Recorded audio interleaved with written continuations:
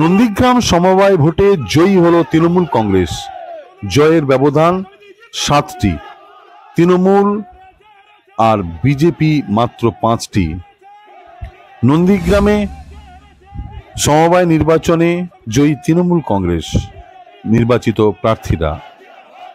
চন্দননগর আকন্দবাড়ি সমবায় কৃষি উন্নয়ন সমিতি লিমিটেড নির্বাচনে 12টি আসনে তৃণমূল কংগ্রেস ও বিজেপি প্রতিদ্বন্দ্বিতা করেছিল।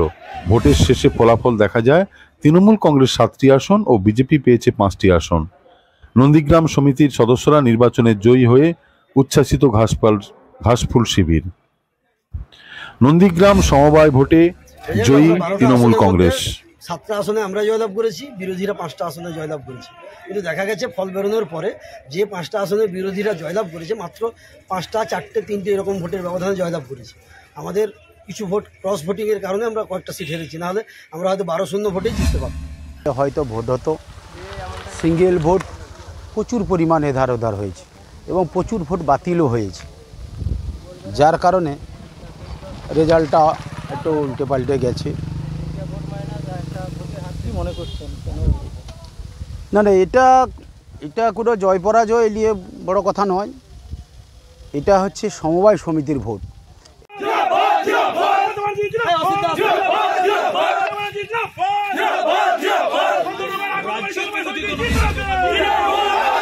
এখানে সবথেকে তাৎপর্যপূর্ণ বিষয়, এই সমবায় সমিতির যারা ভোটার তাদের সিংহভাগই সনাতনী হিন্দু সম্প্রদায়ের মধ্যে সমবায়ীরা রয়েছেন।